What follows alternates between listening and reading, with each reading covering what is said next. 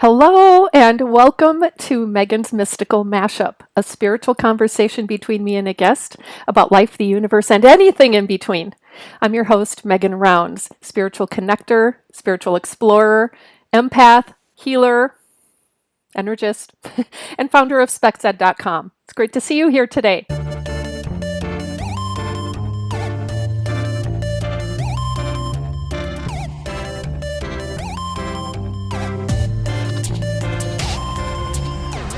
Today's guest is pretty new to the Lightworkers Lab, having just joined earlier this year, but her and I have personally known each other since last year when we were introduced by a mutual friend.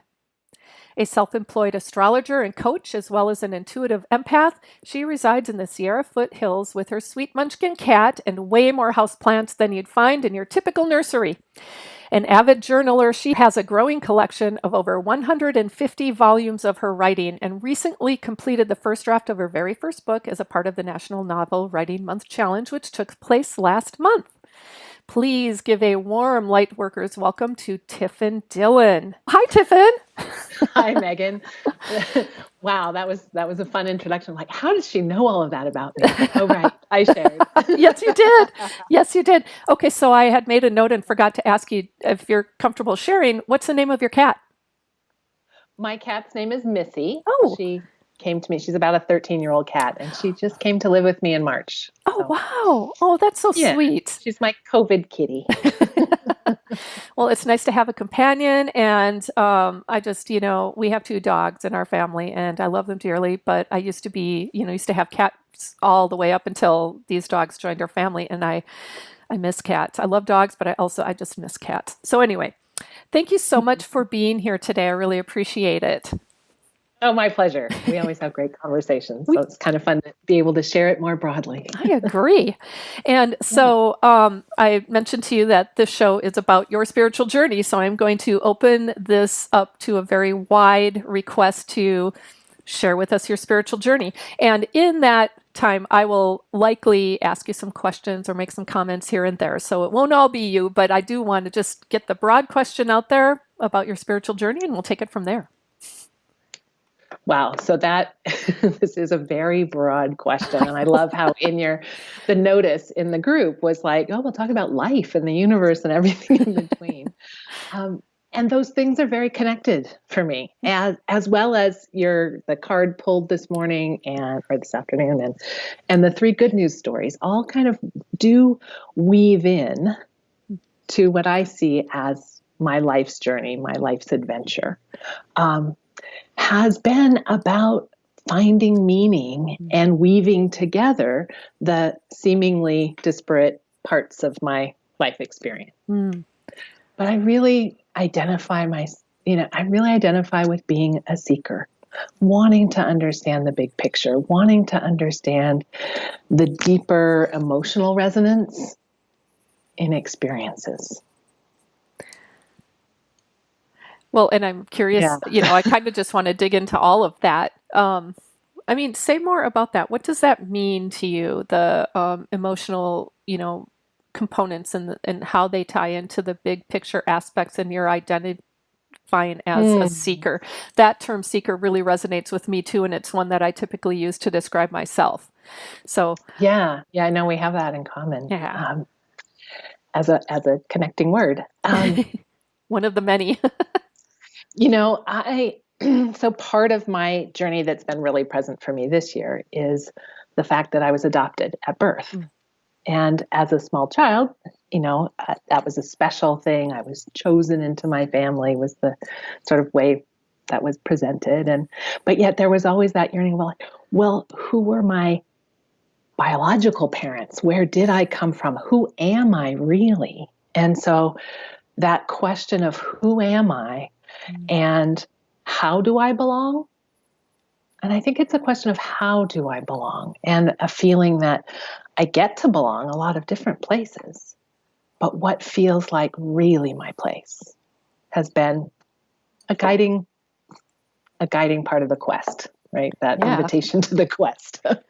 I moved around a lot as a child, and as an adult, really. And that's finding ways of belonging, seeing reflections of self in different relationships and experiences, all part of it, all part of like, oh, who am I? And what does this all mean? How do I belong here? Um, and a spiritual journey, you have me thinking about that because I had some religious connections growing up as a child. We went to a very non-denominational, very loving church for about 5 years in my middle childhood. And so my concept of God and spirituality was, through that expression that God is love and is everywhere, like the air we breathe. But then also this idea that we're made in God's image sunk in for me of like, well, oh, does that mean I'm like God? So it planted that seed of like, wow, what is the divine? What is that energy? And if it's like love and it's everywhere and it's in the air and it's between me and whoever I'm interacting with, that experience of love, you know, it was like then sort of a dual searching of like, oh, well, who am I? But also, who is the divine? Who is God? Like, what is this energetic meaning thing in the Yeah. universe? And I think I felt that presence most in nature, like you were mentioning earlier, like that always a love of being outside and a real love of the night sky as a child and feeling that expansiveness of that and the wonder of, whoa, those stars and that starlight from, billions of light years away. And I loved how the good news story about the wow message tied into that because it really like that night sky watching and seeing shooting stars and watching the moon and feeling the moon. I remember being like 6 years old and really having that sense of the moon is traveling with me. I remember driving. We lived in Berkeley, California at that time, and my grandmother lived in Oakland, not that far away, but we would go along the freeway along the water. And the moon, I remember watching from the car, the moon seemed to be traveling with us. Yeah. Like, oh, the moon is coming with me to grandma's and home again. And there's something in that perspective that I felt a very deep connection with the moon, Yeah. and that child song of I see the moon and the moon sees me. I don't know that God song. bless How do I God bless not the know it? moon and God bless me. Very little. But that relationship to the mystery and to the expansive universe, and knowing that somehow life is connected to the universe has been a thread. And, as an early adolescent, I was really fascinated with personality typing things and astrology and reading horoscopes and like, oh, well, I'm a Leo, so that'll tell me who I am, or, my identities as a student. I was a good student. I got props for, academics and, oh, well, that's who I am, like building our identity from outer roles and feedback. Yeah. And yet there was something missing in that. For me, feeling like, yes, that's part of it. And there's a deeper meaning. And I think this is where the desire for the deep emotional experience of it comes. And I can remember, this is so interesting to tell this because I haven't really thought about it, but it's interesting how it's telling. I remember times when I would be so mad in my family and just like I felt like nobody was listening to me. I was super frustrated.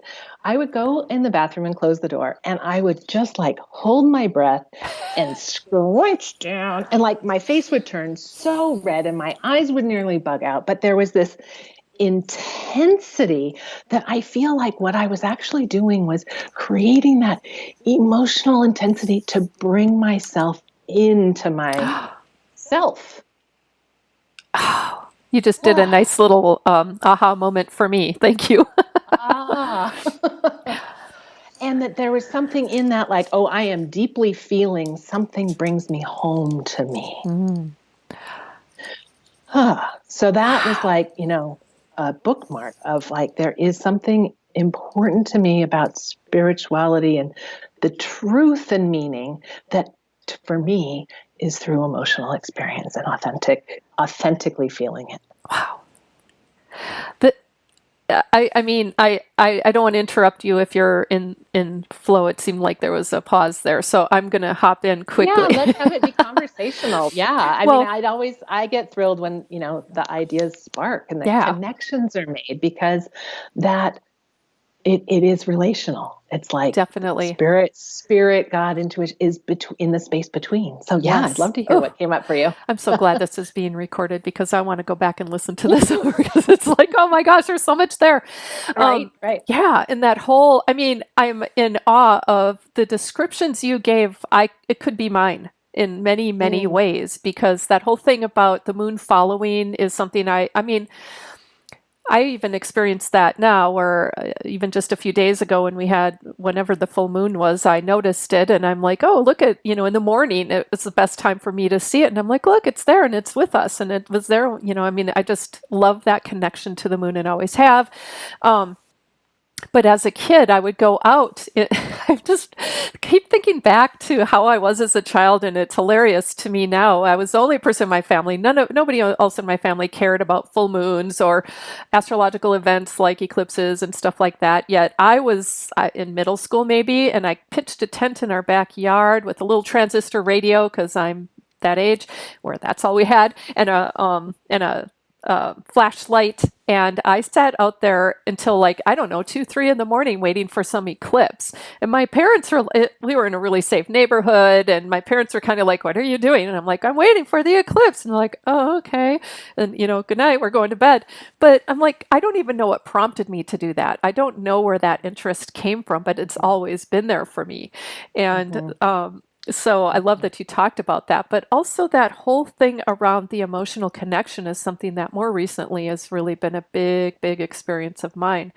Um, your description of getting so mad and going in the bathroom and turning red and kind of constricting, well, I would do that, except I wouldn't be able to go to the bathroom, I mean, or remove myself. It would be while something's happening, and I would turn really red, and I try very hard not to cry, but as an empath, I've now learned that that is virtually impossible when that strong of an emotion is there. Yeah.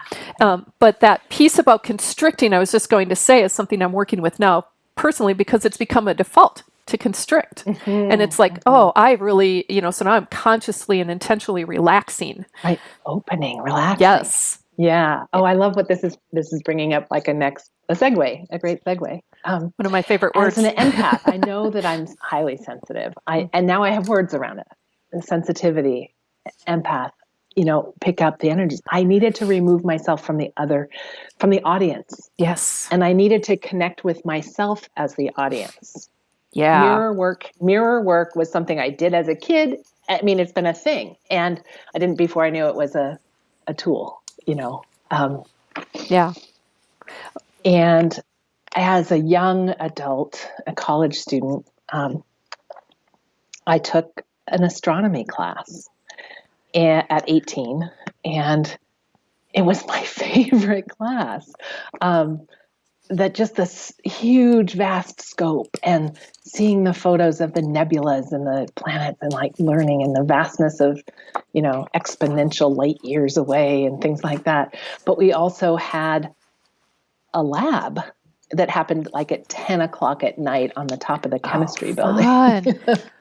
And I'm a very early to bed, early to rise person. So this was an ordeal to have a 10 p.m. class. um, but it sparked even more that love and mystery of space. And I sort of jumped there, but the point that was sparked in what you were sharing was about other people and picking up the energy and the response from others. Because I think for me, so much of that question, who am I? It's like I have a lot of my life wanted other people to like help me with that, tell Mhm. me, reflect for me, give me, Yeah. and in being uh, a, a social person and a connector, I'm a highly engaging connector kind of person. And so your story about pen pals really jived for me. It's Oh, like, good. I loved being a pen pal, and I used to love writing letters, and that really spoke to me too. But I get confused in who am I outside of a relationship? Mm. And how can I be true to myself? This is an ongoing part of this spiritual journey, I think. How can I be true to myself and come from that authentic heart place and be in relationship with other people? Yes. Without picking up too much of their energy, or without, morphing and changing and adapting and strategizing who do they need me to be so that they'll like me or love me or whatever. Not whatever. I think many people relate to this. Like, I do. what is our role, our social role, right? So I would say a lot of my spiritual journey in my late teens, 20s, 30s, I mean, even, or that the strategy in my young adulthood, I would say, was time alone, was travel alone, was adventure, literal Yes. adventures, where I could step out of my regular environment and experience myself newly. And it helped me find something of what is that current truth. And I would meet people, because I'm a chatter. I meet people in the store and on the street and da, da, da. And it allowed me to try on voicing, who am I now? How am I growing? What is this connection? By removing myself from the set relationships I had, where I had already taken on all of the expectations that I created here, and the roles, the identities of, well, this is what we expect from Tifin, versus who am I now really? Yeah. So do you think that's why you traveled as much as you did when you? I do. Yeah. I really do. Same here. I I took a year off. I spent a year in college and then took a year off to travel, and that year was so formative. Yeah. And then I took many. I was a teacher in my early career and had summers and did lots of big road trips and adventures. And I do think that's a big function of travel for me, is that deepening of my sense of self, spiritual exploration. Plus, I met so many cool people who introduced me to different things, different energy modalities, bodywork modalities, tarot cards. I met all these really incredible people through my travels.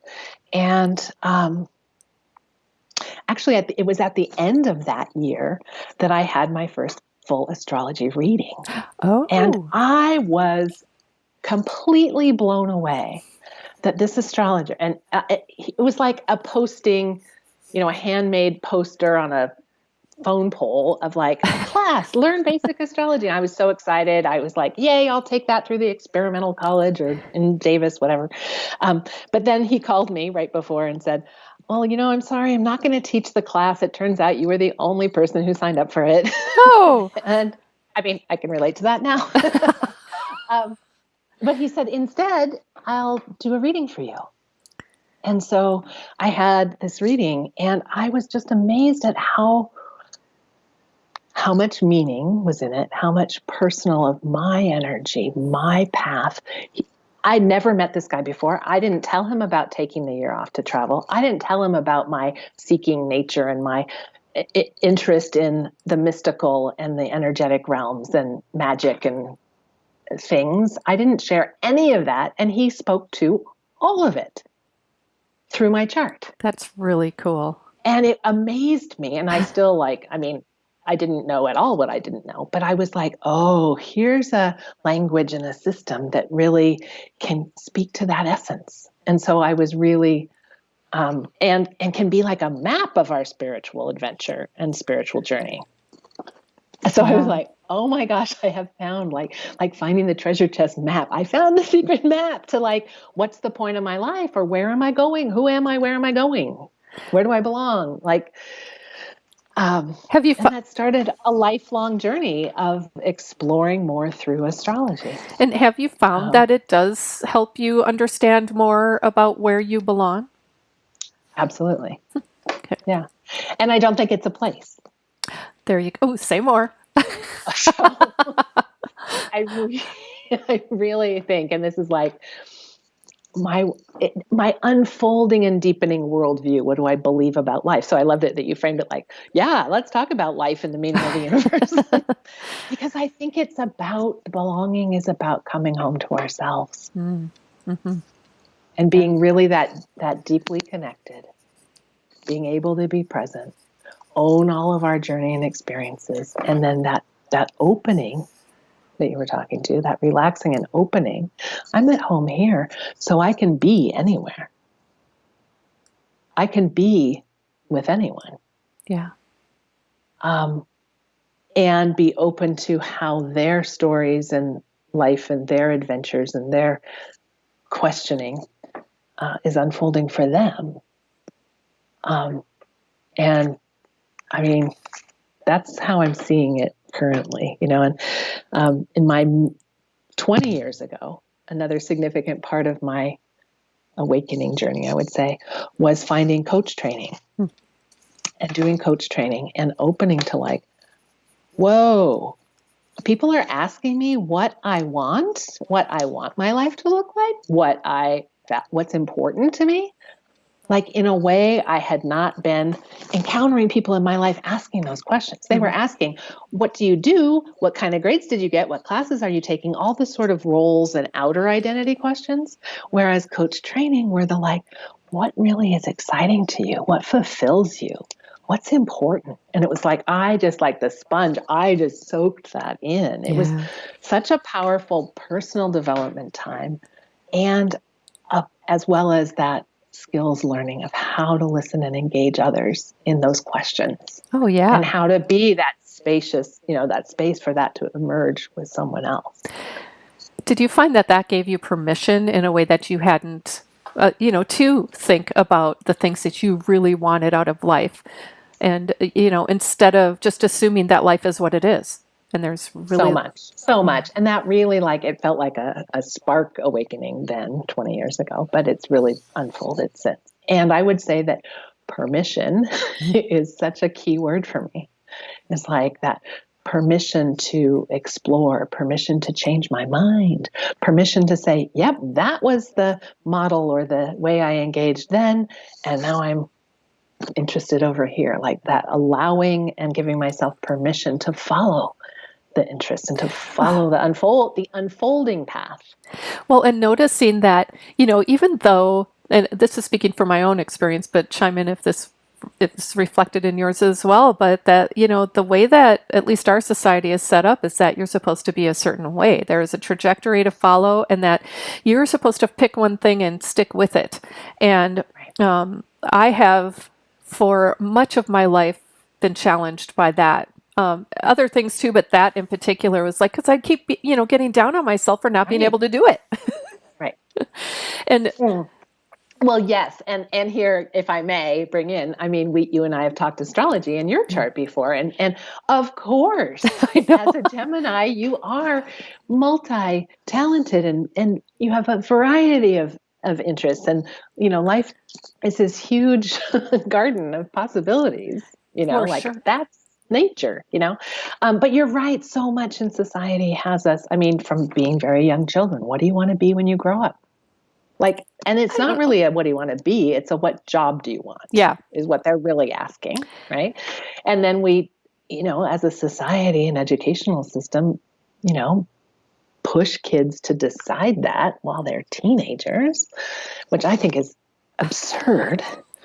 I taught middle school for years and years, and I was always really the parents who, with sixth graders, were concerned about their, getting into college. And what are they going to, it's like, are you kidding me? I'm not worried about that. I'm not even worried, but what's next is seventh grade. Let's do that. Well, and social things a lot of the time. Social. But I think that part of my journey really has been to how do I peel away the layers of those expectations and roles, who should I be? How do I identify myself? And for so many years, and it's a social norm. Oh, meet someone new. What do you do? They want to know who you are based on what's your job or your role, Yeah. I even in, where like that layers on, then they want to know again more so do you have children? Are you a parent? Then that defines more. Or, all the various roles we have, and we all have multiple roles. Yeah. Right. But our roles aren't our identity. Exactly. I think we do connect to that. There's essences of the roles, that are our identity. Like, so it's been 4 years, almost 5 years since I taught in a classroom setting in a school. And I do feel like my journey with that is done, but I identify almost more than ever in that teacher role. Not role, but identity. Like at essence, there's a part of me that as the seeker, as the seeking the bigger picture and meaning, as a lover of learning and experiences, like there's a way that I love to share learning with people. And that's an essence of being a teacher that isn't going away, Right. is part of who I am. Yeah, and I love the fact that it's expanded beyond what it may have originally been for you as a middle school teacher. Right. And I love that. I mean, what you say resonates so much with me around identity. It's another thing that I've been doing a lot of reflection on for over many, many years around identity, because I was brought up to, in a sense, identify with my work. So my work was who I was. And that's so common in our culture. So common. Yeah. Well, and it took another person to say, you're not your job. And it never even occurred to me that I had that at the time, that I was identifying like that. Right. And it's like, holy crap, you're right, I'm not. But then who am I, Right. Oh, this is great, because I was journaling this morning. Part of my journaling this morning was around these questions. And it's like, oh, right. I identified so much as student and athlete and high achiever and college student and blah, blah, blah. And then like even more currently, as a coach, as an astrologer. Well, the hiccups that I had with claiming that identity 5 years ago was like, oh my gosh, can I really tell people I'm an astrologer? Can I can I let people see my woo? What if they think I'm too woo-woo? What if they think I'm too flaky? And I think the light work you could call us labbers people can relate to this. Like, very much that so. identity, sharing that I do identify as someone who is empathic and intuitive and definitely into energy and the woo realm, and claiming that part of my identity and allowing that to be more integrated. It's like, okay, was an important step for me, but I'm feeling like, oh, right. I'm feeling like even peeling away that identity as an astrologer, what's the essence of it? Because I think it's a really powerful language and tool that helps me get at, well, is that deeper meaning? Yeah. And it helps my clients get at, what's the deeper meaning? What are the parts of themselves that they haven't known or seen or honored and acknowledged? It's a way of getting there, but it's not the thing. Like the identity isn't the thing. The label or the job title isn't the essence of it. Right. What's meaningful. And this is why this idea of this conversation was exciting to me. Like, and to try to find words to describe, what I believe is my spiritual journey and where I think I am on that path. I don't think it's you don't arrive at the end. There's no finish line to cross and no medal to earn. I agree. There are no gold stars. Yeah. I'm here. I've made it. I'm a huge fan of gold stars. The more the better. The more the better. There doesn't need to be a limit. No. I give them to myself. Good for you. But as a way of understanding, and part of what this, the 20-year adventure exploration with coaching and different types of healing modalities. And I mean, through knowing you and being in the lab, I've met other really interesting people and have worked with Vanessa Holmes. Yep. And her mediumship was hugely powerful in my search for my adoptive family. And I leaned on lots of tools in that process this year, this part of the journey, and finding out like, okay, who am I biologically? Who am I through my DNA? Who are those people and what was their story? You know, and that it felt as legitimate and valuable to work with Vanessa and her clairaudience, her clairsentience, her skills, as it did to take, ancestry DNA and do those clues, as it did to, go back in public records and track people through obituaries and Google and Facebook and all the different tools. Sure. Right. Well, and it's, oh, go ahead. Just feeling that, for me, an expansiveness of what do I see as the ways that I'm traveling the spiritual journey? Who are the allies? What tools are there? What languages are assisting me in finding and making the meaning, Yeah. which I keep coming back to. I just love the both and to that. The spiritual and ethereal, astrological, all of those things, and the physical elements that were your guiding or guidance system during your search. Yes, and so much of that points back to the love of nature for me. So I talked about, the night sky part of nature, but another really powerful part for me is very much the local plant world. The trees, the see them all in the background, which is awesome. All They're beautiful. of our natives, I had a wonderful teacher in high school, Mr. Heward, biology teacher, and our big project was to collect 100 native flowers. Wildflowers. And it was my favorite. I mean, I was very interested in science and natural history, and I just loved that project. And what it did is it helped me learn the names of my plant friends, and gave me a sense of belonging in this part of the world where all of these plants are native, do live. Yeah. It's like, oh, we all belong here. And I know your name. Do you call them by their... Some of them I know by their scientific names still, some just the common names, and some the names have slipped my mind like many other names have. Do you name them with other names, like human type names? I do. I have. That's why. Some. I mean, yes, a few special ones. Yeah. Hey, I name my car, so I name everything. Personalizes it for me a bit. It does, because I think it's so key. Like you were talking about the both and. I see it as like we're weaving. Weaving is a powerful metaphor for me. Or braiding. Like it's the personal, it's the interpersonal, and then it's the collective for me.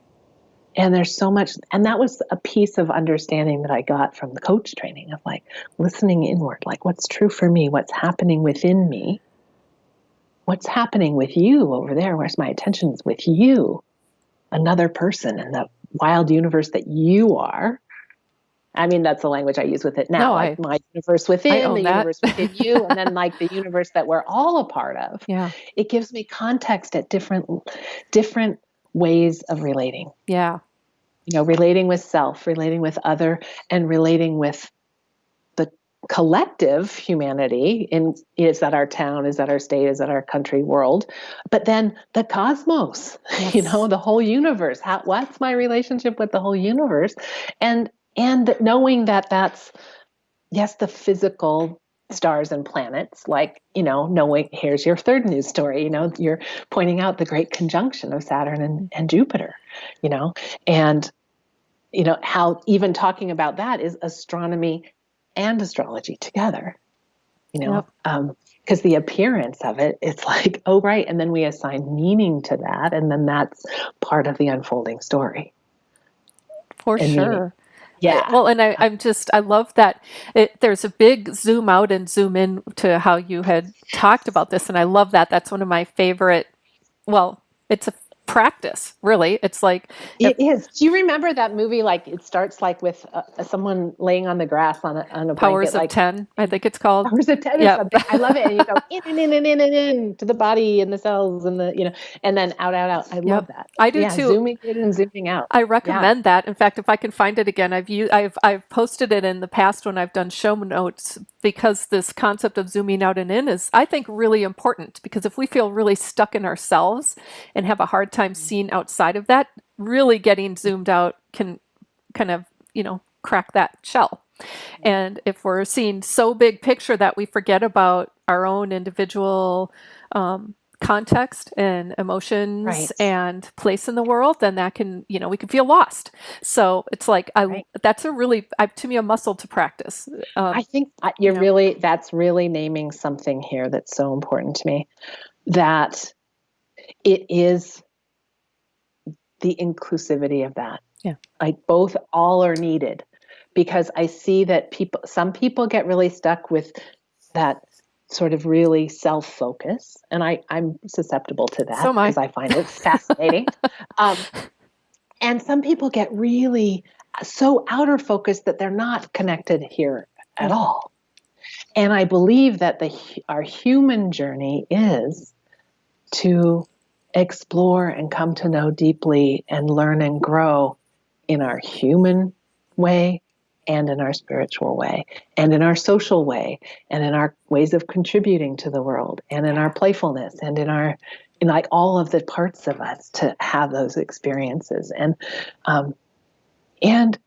something I'm really present to now is a deeper yearning for rhythm and cycles and Yes. living more seasonally, Yeah. Same or here. not even seasonally, with cycles. And there are a number of cycles, right? Mhm. Uh, having that intimate relationship with the lunar cycle has been really Oh, yeah. so powerful for me. Following the sun throughout the year, like physically, like you were talking about, oh, in the morning, this is when I see the moon from this window, like knowing, like, right, it's nearly solstice. The sun is really low to the horizon right now. And Yeah. other times of the year, so that physical relationship, but then for me, what's the energetic relationship through using that language with astrology? Like, what's that meaning of the sun in Sagittarius time? Yeah. And you brought in that Sagittarius Yeah. at some point. But that this is the time of year when the sun is moving through Sagittarius, is that sign of the seeker and the philosopher. What is the meaning of Oh, life? interesting. This is the time of year when we look to bigger picture meaning in our faith. And I don't think it's any mistake. I mean, I think it's because, you know, cultures all around the world and throughout history have meaningful celebrations Hmm. at this time of year. Yes. You know, pagan connections to the solstice and the Wheel of the return of year. the light. Yeah. All the religions in the world have celebrations around this time of year. Yeah. Well, and that, Because it's that time of year when our conscious awareness turns to faith and meaning and belief and hope. Hope that the light will return. Hope that we will get through this pandemic. Hope that we can have a fresh start when we turn the calendar, you know?